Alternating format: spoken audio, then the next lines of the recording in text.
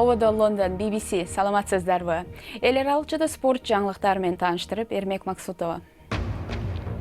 92 жашында саясатка триумфалдуу түрдө кайтып келген Малайзиянын премьер-министри Махатхир Мохаммед дагы бир жолу ант берди.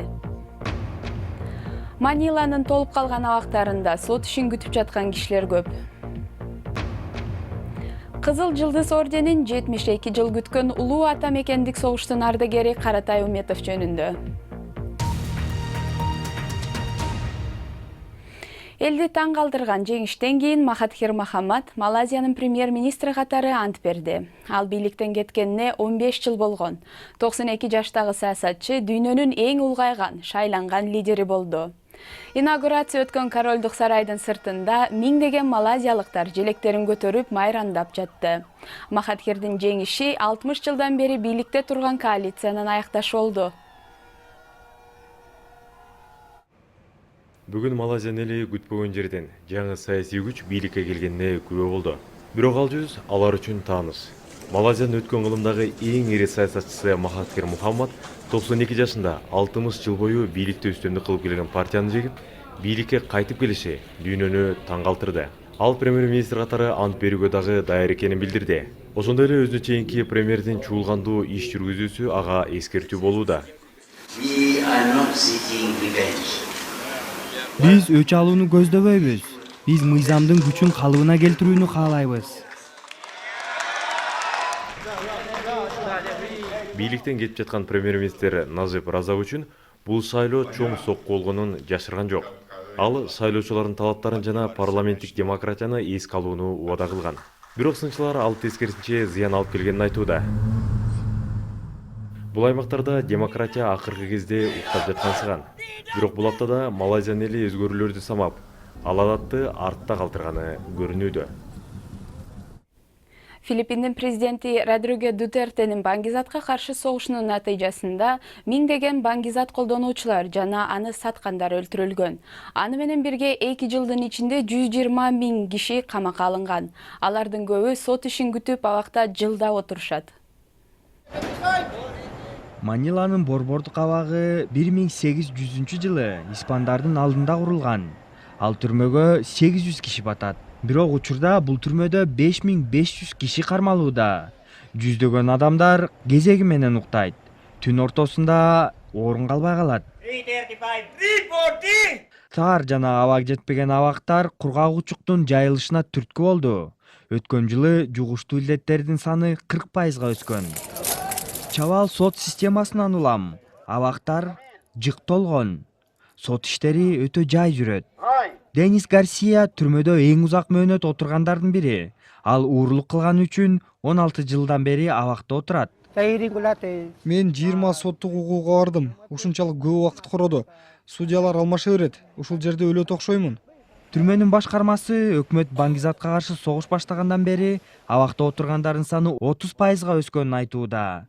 Буга карабастан түрмөлөргө бөлүнгөн каражат анчейин деле көбөйгөн жок. Молдогу маалыматка таянсак, абактардын толуп калышын жоюуга 12 миллиард керек. Бирок бизге инфраструктураны оңдоого болгону 1,5 миллиард берилген. Бирок биздин абак тизмеге кирбей калыптыр. Маниланын түрмөсү өлкөнүн сот системасынын күзгүсү.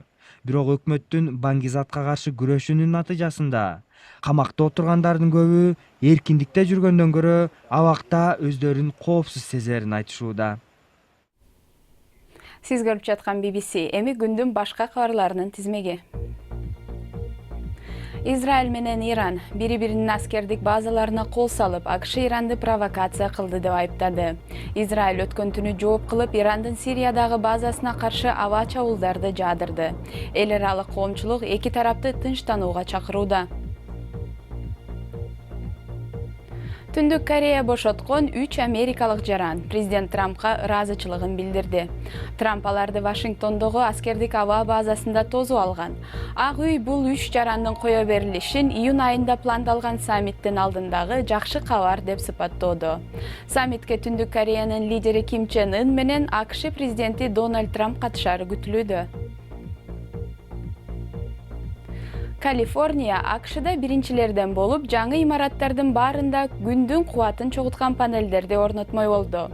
Аталган штат 2030 жылга чейин кайрадан жаңыланып туруучу энергия кубатынын теңин күн панелдери аркылуу чогутууну көздөйт.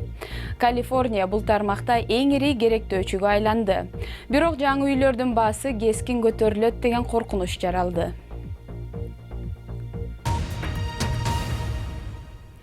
Жетимиш эки жыл күттүргөн Кызыл Жылдыз кыргызстандык Каратай Уметовго 1945 жылы ыйгарылган. Кызыл Жылдыз орденин көз өткөндөн кийин анын уулу 2017 жылы алды. Орденди укканда энем эркек төрөгөндөй сүйүндүм дейт ардагердин уулу. 1939 жылы согушка кетип кайтып келген Мурат Уметовдун атасы 92 жылы каза болгон. Былтыркыга чейин атасы 45 жылы Кызыл Жылдыз ордени менен сыйланганын билишкен эмес. Каратай Уметов 1943 жылы биринчи жолу Орел шаарында жарадар болуп, сакайганда майданга кайтат. 45 жылы уулунун божомолунда Берлин тарапта жаракат алып, Кызыл Жылдыз ордени ошондо берилген. Кагот энем эркек тууганда сүйүнүп, кокуй ушул апамдагы бир аз сүрүү турсам, ушуну баягы көрүп кетет эле, алып не болсо вообще анда. Согушта алган жараатынан атасы өмүрү өткүчү азап тартыптыр. Ошол кыйынчылыктары үчүн дагы уулу атасынын өмүрүн балдарына өрнөк кылып унуттурбай келатат. Мурат Уметов атасынын буту ириңдеп, тулуптай шишип кеткенин дайыма элестетип турат. Жийтип баягы жери не болуп кетти, мозоль болуп. Аны ошону бычак менен кесип болчу. Тырс деп бирдеме түшөт эле. Кадимкидей осколка. Аны түшкөндө ошо ох деп баягы эс алдым, мен дагы бир эки айча баягы бир дагы бир Кудайга шүгүр жакшы жүрөм деп ушинтип калат эле да. Орусиядан орденди тактап, расмийлеринен алууга аракет кылган жылдары Мурат Уметовдун майыптар коляскасына отуруп калган учуруна туш келет. Баатырдын урпактары деген бала бакырасы бир туугандарына сыймык гана болбостон, Кызыл Жылдызга жетүү барасы аны оорудан да алаксыткан. Спорт. Манчестер Юнайтеддин мурдагы менеджери сэр Алекс Фергюсон олуттуу дарылануудан чыкты. Өткөн дем алыш күнү анын мээсине шашылыш түрдө операция жасалган.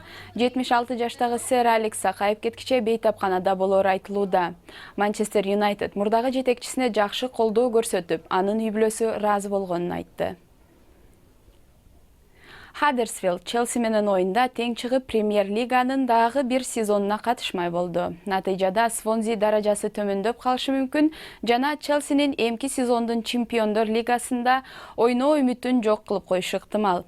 Хаддерсфилд лигада калууга жетиштүү упайын сактап калуу үчүн эң эле жогорку деңгээлдеги коргонуу тактикасын көрсөттү. Ал эми команда менен анын менеджери Дэвид Вагнер майрамдап жатышат. Теннисте. Британ оюнчусу Кайл Эдмунд элди таң калтырып, Новак Джоковичти уткандан бери бельгиялык Дэвид Гоффинди да утту. Мадрид ачык чемпионатында ал түз эле чейрек финалга жолдомо алды. Ал эми Эдмунд болсо канадалык Денис Шаповалов менен же Милос Рауник менен беттешет. Жаңылыктардын соңунда Харри менен Мегандын үйлөнүүсүн көрсөтөбүз. Тамашалап койдук. Бул королдук түгөйлөр эмес, бул Харри менен Меган Ноттингем шаарынын актерлукту үйрөткөн мектепте жолуккан. Королдук тойдун алдында аты окшош эки түгөйлөрдүн конкурсунда бул эки сүйүшкөн кыз жигит утуп алып, алар акысыз Лондондо адемдүү той өткөрүп алышты. Ал эми принц Харри менен Мегандын тою эмки жумада болот. Бул жана башка жаңылыктар азыр интернет сайтыбыздын башкы бетинде турат. Дарегибиз BBC Kırgız.com сайтыбыздан жаңылыктарды окуп, радиобузду да уга аласыз. BBC жаңылыктарын Facebook, Twitter жана YouTube'дан да таба аласыз. Ал үчүн бизди BBC Kırgız деп издеңиз.